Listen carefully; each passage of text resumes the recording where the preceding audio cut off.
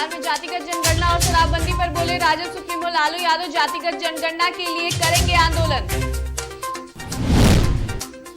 बिहार में फिर खुली शराबबंदी की पोल, मुजफ्फरपुर जिला संग्रहालय में शराब की बोतल मिलने से मचा हड़कंप। कोरोना के नए वेरिएंट ओमिक्रॉन को लेकर बिहार में अलर्ट, पटना एयरपोर्ट पर रोजाना विदेश से आ रहे 30 से 40 यात्री, मांगी जा रही आरटीपीसीआर रिपोर्ट।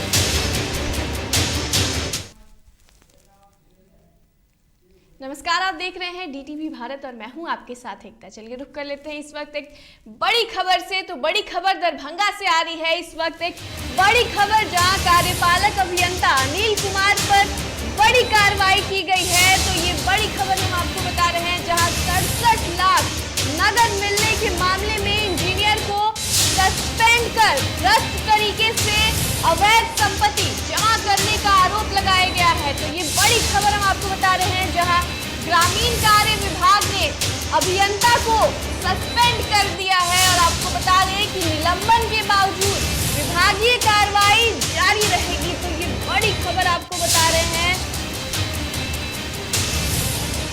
दरभंगा से। ये बड़ी खबर जहां कार्यपालक अभियंता अनिल कुमार पर कार्रवाई की गई है। 67 लाख नगद मिलने के मामले में इंजीनियर को सस्पेंड कर दिया गया है। तो पुलिस ने ये बड़ी कार्रवाई की है, जहां 67 लाख नगद मिलने पर सस्पेंड किया गया है।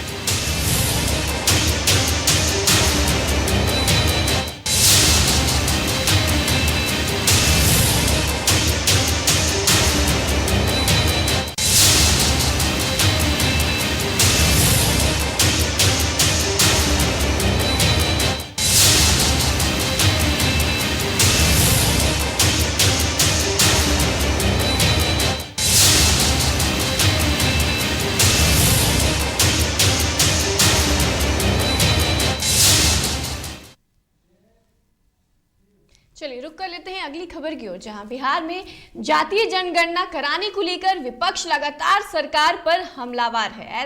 एक और जहां तेजस्वी यादव ने सीएम नीतीश से मुलाकात के बाद जनगणना को लेकर सर्वदलीय बैठक की बात कही, तो वहीं दूसरी ओर दिल्ली में आरजेडी सुप्रीमो लालू यादव ने जातीय जनगणना को लेकर आंदोलन की बात कह दी है। दरअसल लालू यादव ने सीएम नीतीश के मिशन को फेल बताते हुए कहा है कि सीएम नीतीश के कार्यकाल में अपराध चरम सीमा पर है और अगर बिहार सरकार अपने खर्चे पर जातीय जनगणना नहीं कराती तो बड़ा आंदोलन होगा।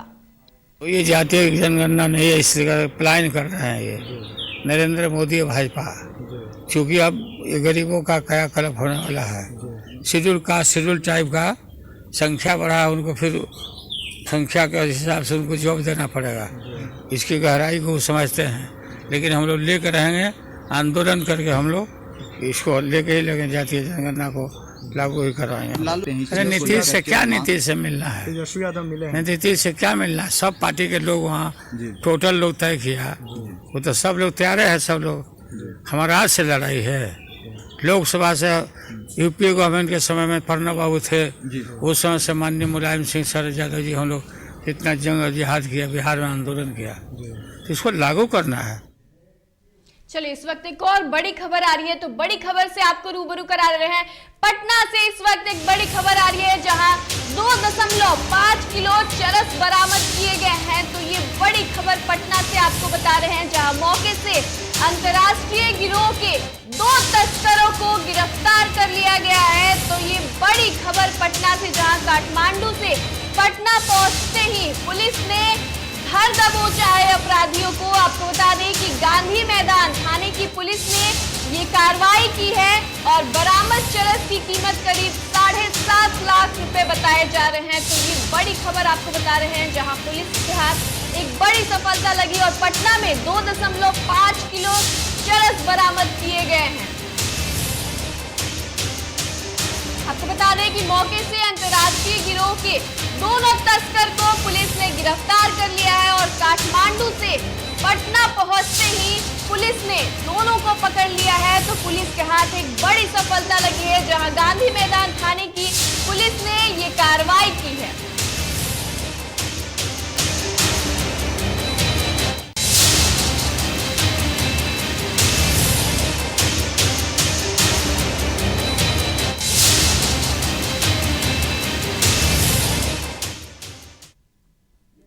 चलिए अब बात कर लेते हैं पूर्णिया की, जहां पूर्णिया में हुए रिंटू सिंह हत्याकांड मामले में सियासत शुरू हो गई है। दरअसल राजद नेता प्रतिपक्ष तेजस्वी यादव द्वारा आरोप के बाद जदयू ने पलटवार किया है। दरअसल जदयू प्रदेश कार्यालय में मिलन समारोह का आयोजन किया गया था, जिसमें प्रदेश अध्यक्ष उमेश कुशवाहा ने सागर कुमार को जदयू की सदस्यता दिलाई। वहीं इस अवसर पर पत्रकारों से बातचीत के दौरान प्रदेश अध्यक्ष उमेश कुशवाहा ने कहा कि मुख्यमंत्री नीतीश कुमार की तारीफ करते हुए मंत्री नेसी सिंह का बचाव करते हुए भी नजर आए। वहीं इस दौरान उन्होंने कहा कि सरकार किसी का बचाव नहीं कर रही, जो दोषी होगा उसे गिरफ्तार निश्चित है।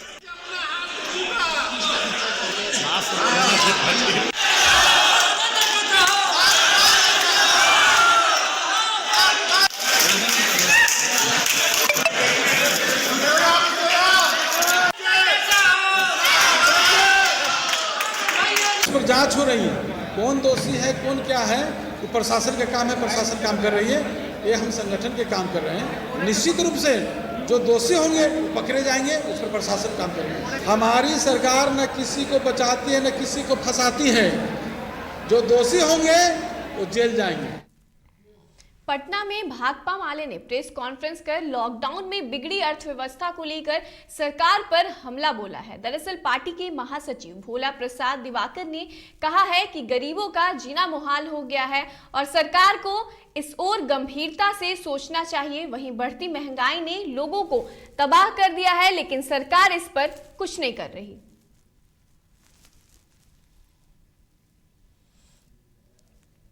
आपको पता है कि बिहार में अभी जो नीति आयोग का रिपोर्ट आया है, नीति आयोग के रिपोर्ट में बताया है कि बिहार में 52% लोग गरीब हैं। अब ये सरकार जो है मनरेगा को ख़त्म करने का बहुत साजिश किया, लेकिन वो ख़त्म नहीं हो पा रहा था। लेकिन अब उसको ख़त्म करने के लिए अब एक नया साजिश सरकार चली है कि इसको जातीय आधार पर विभाजन करना।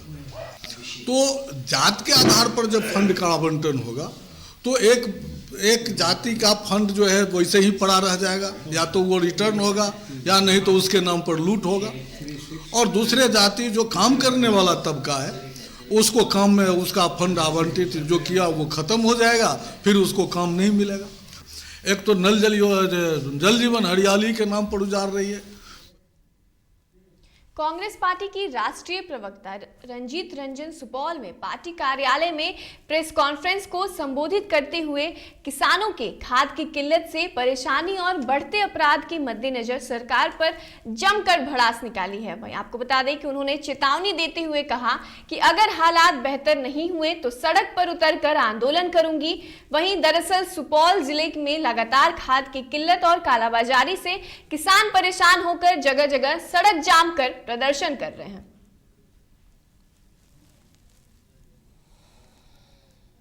मैं ये जरूर कहूंगी कि हाँ, निश्चित तौर से विपक्ष वो भूमिका नहीं निभा पा रहा है जो निभानी चाहिए। आज बिहार में मुद्दे ही मुद्दे हैं, अपराध से लेके किसान का ही नाम है। किसान ही अपना प्रतिनिधित्व कर रहे थे, मजबूरी में नेताओं को वहाँ आना पड़ा और नेताओं को मंच पे नहीं बैठाया जा रहा था। हम आपके माध्यम से यहाँ के किसानों को कहते हैं किसी को मंच पर मत बैठाइए। अगर धर्म के नाम पे, जात के नाम पे, पार्टी के नाम पे, आप देशभक्ति के नाम पे, नफरत के नाम पर अगर आपने मत दिया है तो किसान को किसानी का भोग तो भोगना पड़ेगा। हमारा सिर्फ आग्रह है कि अपने मुद्दे के लिए, भोजन के लिए और अपने राइट के लिए लड़ना चाहिए। इसकी बात करेंगे कि लगातार हम लोग इस आवाज़ को उठा रहे हैं, क्योंकि मैंने सुपौल का प्रतिनिधित्व किया।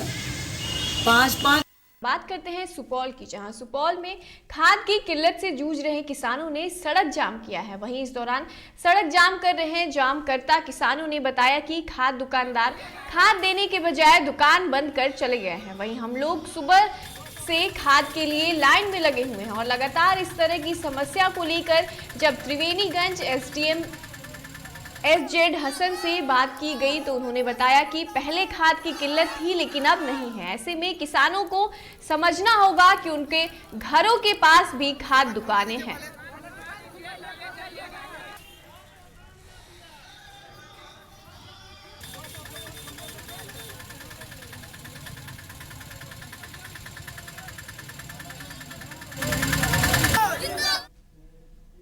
चलिए बात कर ले मुजफ्फरपुर की, जहां मुजफ्फरपुर जिला समाहरणालय परिसर में शराब की 4 खाली बोतल मिली है। वहीं सूचना के बाद आनन फानन में घटना स्थल पर पहुंची पुलिस ने शराब की खाली बोतलें को जब्त कर लिया है। वहीं एक दिन पूर्व ही मद्य निषेध विभाग के अपर मुख्य सचिव के पाठक ने मुजफ्फरपुर समाहरणालय सभा कक्ष में समीक्षा बैठक कर अवैध शराब के खिलाफ कई तरह के दिशा निर्देश दिए थे।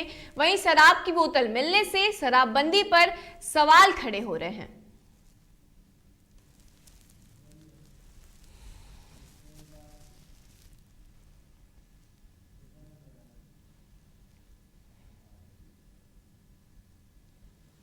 कल शाम तक ठीक ठाक था जी जी। और रात में ऐसा काम किया गया किसी उचक्के के द्वारा। इसमें शराब का खाली बोतल है, होगा कितना 180 ml का 4 बोतल है। अब ज़्यादा डिटेल हम नहीं बता पाएंगे ना, अब हम कुछ बताएंगे ना इस विषय में। बात कर ले औरंगाबाद की, जहां औरंगाबाद में अंतर जातीय विवाह का एक दिलचस्प मामला सामने आया है, जिसमें शादी से इनकार करने पर प्रेमिका ने अपने प्रेमी को पहले तो जेल भिजवाया और फिर बाद में कोर्ट के आदेश पर उससे शादी भी कर ली। वहीं वह भी कोर्ट परिसर स्थित शिव मंदिर में ही। वहीं इसके पहले व्यवहार न्यायालय के न्यायाधीश ओम प्रकाश सिंह की अदालत में प्रेमिका ने इस मामले को अपने प्रेमी के खिलाफ मामला दर्ज कराया था और शादी से इनकार करने का आरोप लगाते हुए अपने प्रेमी को ही जेल भिजवा दिया था। दरअसल जिले के बारुन प्रखंड की ज्योति और जनकोब गांव के राजकुमार पटना में रहकर पढ़ाई करते थे, जहां दोनों के बीच प्रेम हो गया। वहीं करीब 3 साल तक दोनों के बीच प्रेम प्रसंग चला, लेकिन शादी की बात आई तब लड़के ने शादी से इनकार कर दिया, जिससे थक हार कर ज्योति ने अपने ही प्रेमी को जेल भिजवा दिया। शंकर भगवान की जय। मंगलम भगवान विष्णु मंगलम। प्रेम प्रसंग था, दोनों ने आपस में प्रेम से विवाह किया था और आपस में थोड़ा फैमिली डिस्प्यूट की वजह से कुछ टकराव हो गई थी, जिसकी वजह से उनकी पत्नी ने, राजकुमार गुप्ता की पत्नी ने केस लाया था। लेकिन फिर सौहार्दपूर्ण वातावरण कायम हो गया और दोनों ने आपस में मिल करके एक ज्वाइंट एप्लीकेशन कोर्ट में, न्यायालय में एडीजीवन साहब के यहाँ दिया। उन्होंने भी ये बहुत ही सामाजिकता का परिचय देते हुए उन्होंने भी आदेश दिया और उन्हीं के आदेश के मुताबिक आज के संबंध में फिर पुनः ये अपने विवाह बंधन में बन रहे हैं। ये बहुत ही समाज के लिए बहुत ही अच्छा संदेश जाएगा।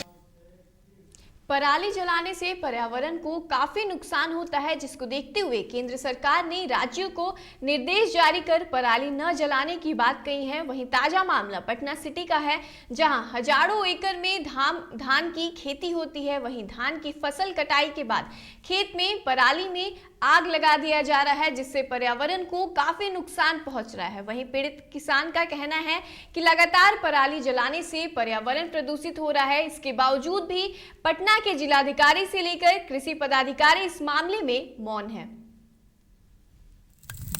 आदमी के मजबूरी है, मजदूर नहीं मिलता है, इसलिए हम लोग के दिक्कत होने के कारण खेत में धान के पुआल के आग लगा देते हैं। हाँ, मना तो करती है, लेकिन अब किसान लोग क्या करेंगे, मजबूरी है तो क्या करेंगे, हम लोग छोटे किसान हैं। बात कर रहे राजधानी पटना की, जहां पटना एयरपोर्ट पर प्रत्येक दिन 30 से 40 यात्री विदेश यात्रा कर लौट रहे हैं। हालांकि इन यात्रियों की पहले नई दिल्ली एयरपोर्ट पर स्क्रीनिंग हो जाती है। वहीं जो यात्री दिल्ली आने के बाद अन्य शहरों में 4 दिन से अधिक दिन रुके हैं, उनसे 72 घंटे के भीतर की RT-PCR की रिपोर्ट मांगी जा रही है। वहीं जिन यात्रियों की एयरपोर्ट पर RT-PCR जांच की जा रही है, उन्हें होम क्वारंटाइन में रहने को भी कहा गया है और इसकी नियमित निगरानी की जा रही है। वैसे पटना एयरपोर्ट पर आने वाले सभी यात्रियों से RT-PCR की रिपोर्ट मांगी जा रही है।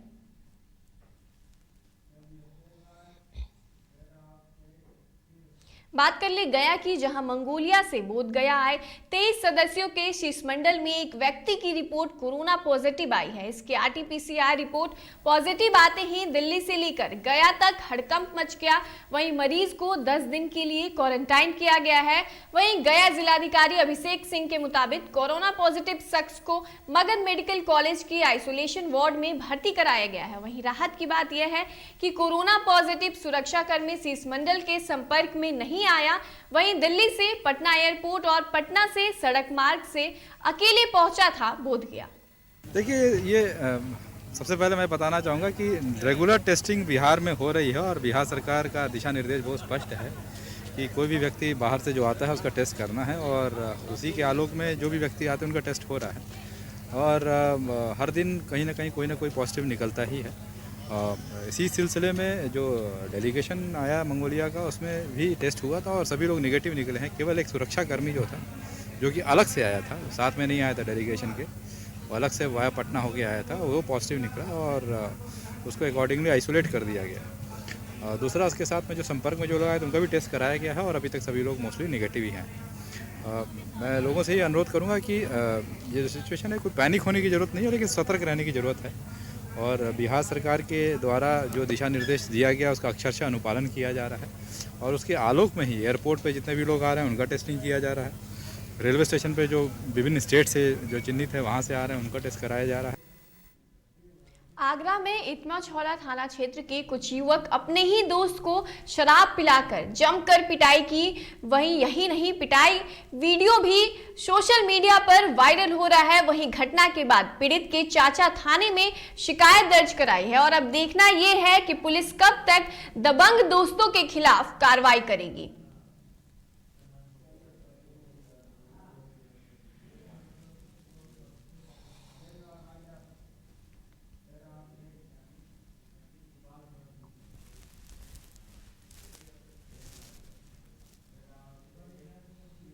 चलिए अभी के इस बुलेटिन में बस इतना ही। मुझे दीजिए इजाजत और आप देखते रहिए DTV भारत। नमस्कार।